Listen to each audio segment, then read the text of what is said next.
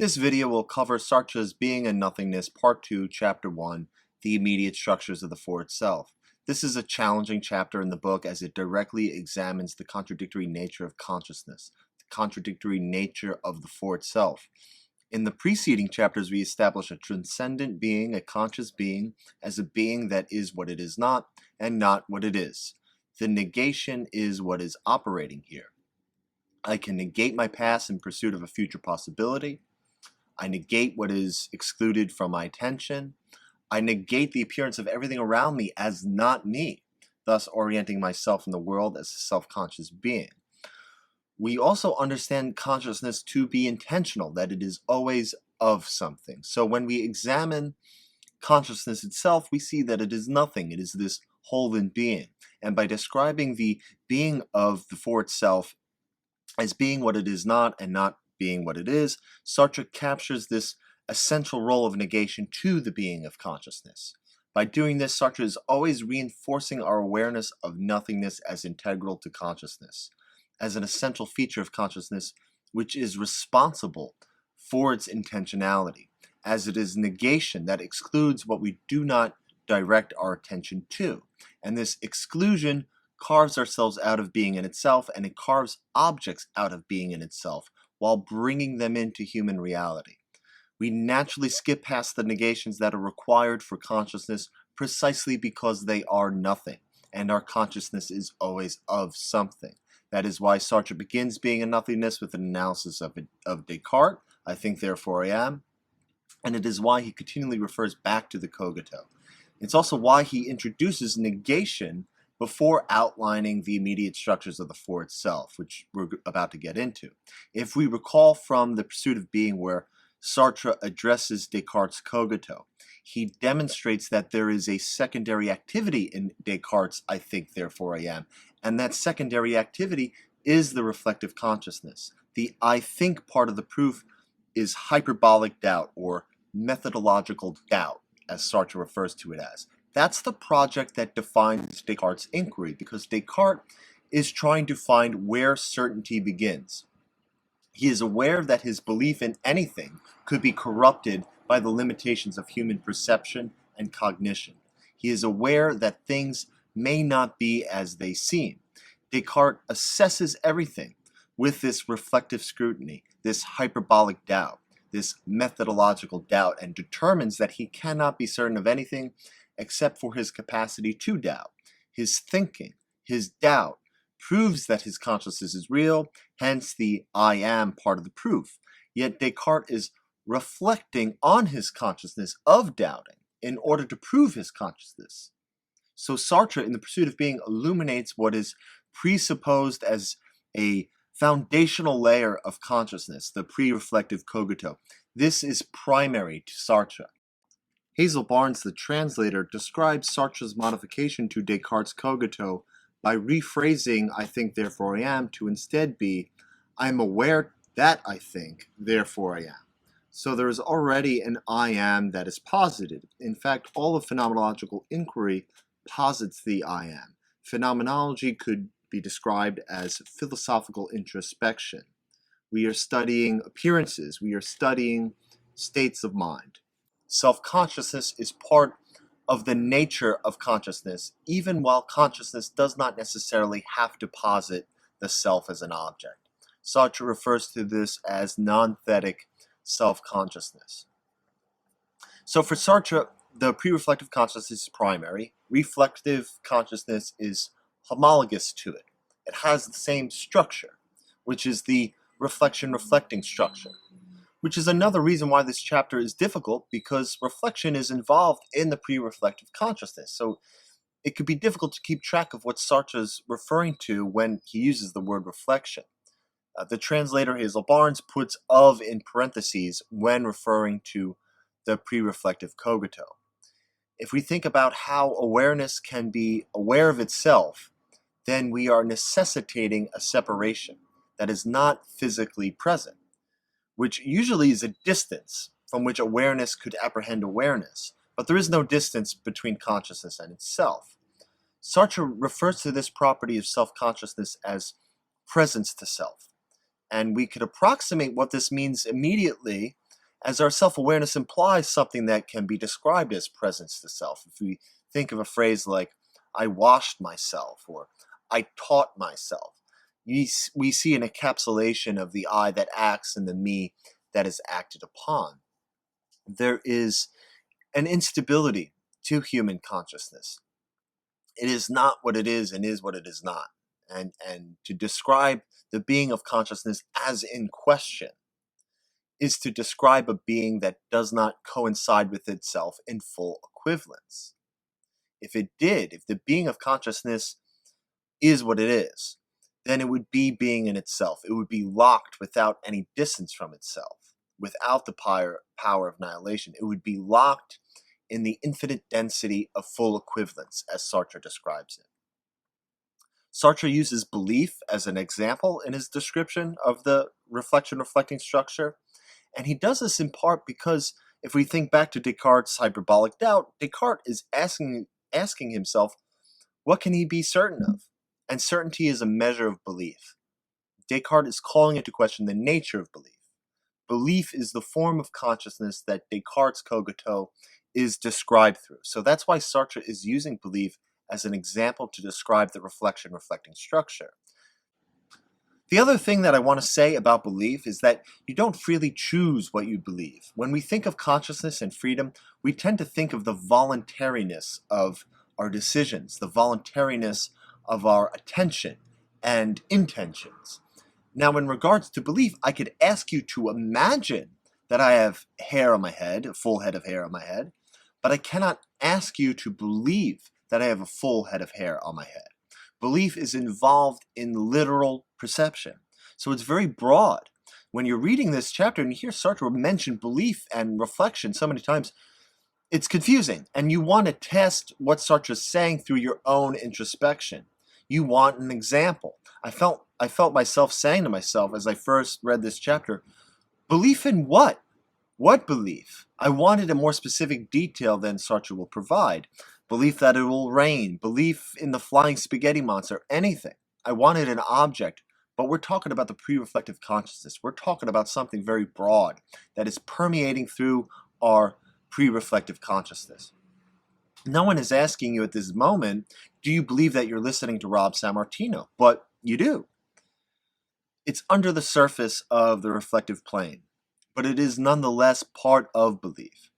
There are obviously other things that you believe. So when we try to apprehend belief, we are looking to recognize belief as it is in itself, belief permeating through our literal perception, belief as broader than just the belief that you are currently listening to me. And when we try to apprehend this undifferentiated belief, we end up landing on our consciousness of belief because we need to formulate an example like, I believe I'm listening to Rob Samartino. But when we do so, belief itself slips through our fingers. We have brought belief into question. And you will notice a pattern that unfolds from this character of our consciousness, this futility, where we can never apprehend ourselves as being in itself. We can never see our consciousness as if it were an object of literal perception. And even though even through literal perception, we name objects by their use in human reality. We don't separate objects from the world without first raising them off the ground of being. As soon as we separate an object from the undifferentiated totality of being, we itemize it according to human reality. To see a hammer as a hammer is to identify an object not by its common factor with everything else, which would be being, but by its instrumental use in human reality. Now, this added property can only be nothingness. Its identity as a hammer exists nowhere except for human reality. Going back to reflecting, take notice to the noun that is reflection and the verb that is reflecting. Remember, with consciousness, to be and to know are one and the same thing. Consciousness is mixed in with other things, thoughts, emotions. Any state of mind is already in the mode of consciousness, or already is consciousness. So accepting the word consciousness as a noun, as simply synonymous with awareness, doesn't capture the way it manifests through other things like belief. And accepting belief as a noun doesn't capture the way belief manifests as consciousness. If you try to apprehend belief, then you are consciousness of belief. You raise an example off the ground of being. You find an example like, I believe Rob is talking to me. You end up with consciousness of belief, an awareness of belief. It is troubled belief, as Sartre refers to it as. Belief is made of consciousness, but it is not consciousness itself. To be aware of belief means that consciousness is no longer only belief. For consciousness to be merely belief would mean that it would be locked away as such. If I was only belief, I could not be anything else, because I would need the additional property of being able to be more than belief. Once you have that additional property of being more than just belief, then you can no longer be reduced to belief. You are consciousness of belief. Sartre writes, I cannot limit myself to saying that my belief is belief. My belief is the consciousness of belief. Sartre will continually remind us that consciousness is what it is not and is not what it is. We can imagine this as the fissure that Sartre mentions rising in the heart of being. It is the unity of nothingness from which the dyad of presence to self branches off from. One way of understanding this is if you imagine drawing two figures standing next to each other. You could draw both figures one at a time, or you could draw the outline of the negative space between them and around them. Thus, you are drawing a singular shape. By focusing on the negative space, two shapes emerge as positive space. This, as an analogy, helps us bring together a little bit of what Sartre is talking about, this dyad that is unity, the decompression of being. We can make sense of these properties of the for itself as emerging as a consequence of nothingness, the fissure rising in the heart of being. This feature of being a witness to oneself, in order for this to be possible, the self must have distance from itself. What is separating the self from itself? Nothingness, of course, because only nothing can fit into the absolute plenitude of being. It is nothing that stands between and makes sense of all of these concepts. It is nothingness that is the fissure in the heart of being. The for itself, consciousness, nothingness, is the opening of freedom from which our first person perspective participates in being. But this participation, this freedom, obstructs our view of being, precisely because being is continuous, limitless, undifferentiated. It is an absolute plenitude that cannot be divided. The for itself, consciousness, freedom, separates the self from everything else. It is consciousness that breaks us away from the seamless continuity of being, the seamless continuity of everything else prior to differentiation. Differentiation is part of human reality. It is part of our discontinuous mind. We differentiate objects from each other and the world. Now we could begin to see the predicament of the self-conscious individual. We are encased in the nothingness of human reality.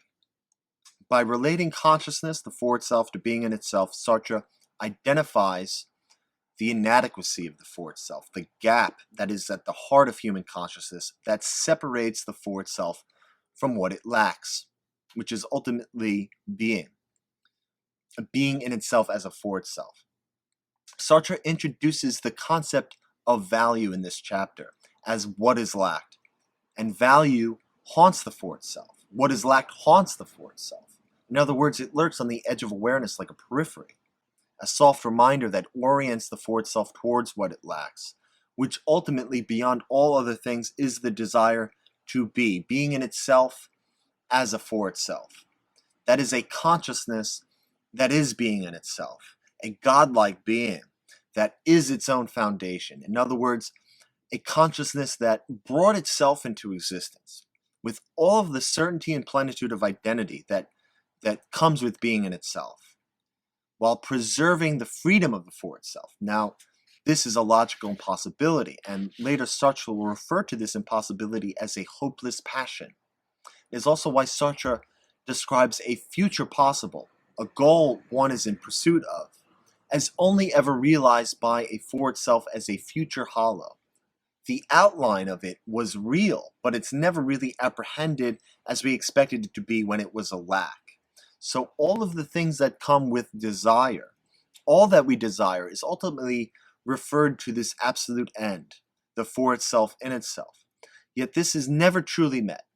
We are in perpetual pursuit of this end, and it is constantly renewed and projected in front of us as a future possible, and it is projected by our value. So this for itself in itself, this impossibility, this projected value, has both the property of the for itself in that it has the authorship over itself, it has the will of the for itself, the point of view of consciousness, while also having the absolute density of the in itself, the certainty, the completion of the in itself, that which simply is, as opposed to the transcendent being, which is a being which is what it is not and not what it is. If we were to achieve this impossibility, we would immediately free ourselves of our anguish, as it is anguish, for Sartre, that is the principal emotion of our freedom. We anguish over what we decide. It is an apprehension of our own responsibility. What will I do? How will I respond? Our nothingness is the space in which our possibilities can exist and multiply. And it is nothingness that is deployed in the selection that is our consciousness, our freedom. The intentionality of our consciousness has to negate everything that it does not choose. It has to negate that which we are not consciousness of. Sartre will later describe this as a whole in being. This whole, this nothingness, provides the path of our consciousness toward the content that it is of. Yet it itself is nothing. Sartre writes, nothingness is always an elsewhere. What is always an elsewhere cannot be confronted directly. It stands outside of and is merely indicated at the edge of our periphery. And yet this determination, this selection of our freedom, it is our will, it is our consciousness.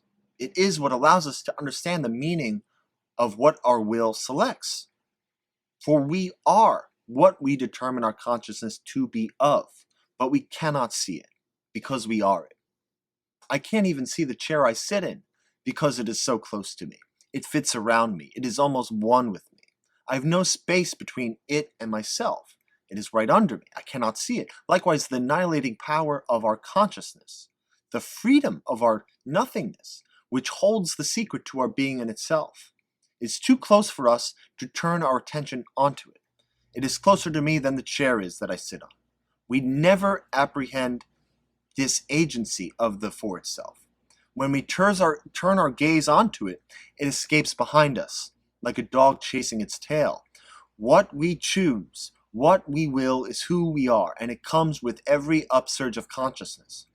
Yet it is selected as the exclusion of other possibilities, the negation of other possibilities, the negation of other objects.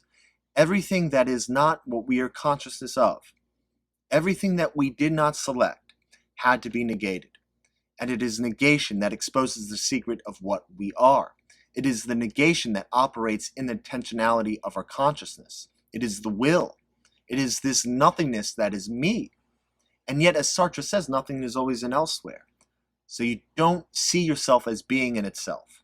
It is always outside of your view. As we have seen in the previous chapters, that it is by negation that the for itself sets itself up in relation to the world. That first and foremost, there is the negation of that is not me. This negation sets the division between the for itself and being in itself. It orients the body in the physical world, and it organizes consciousness, which is always of something. And if it is of something, then whatever it is of must raise itself into our awareness by the negation of everything else. Negation is what directs our intentions. It directs our consciousness. It is our consciousness. It is oriented by value, which is understood as what we lack. We desire what we lack, and we understand lack as the nothingness behind desire. So that's all for today. I know this chapter is confusing. It's difficult, especially the belief part. But it begins to make more sense as you move beyond it. So move beyond it. Keep moving through the text. If you found this useful, Please like the video and subscribe to my channel, and I'll see you next time.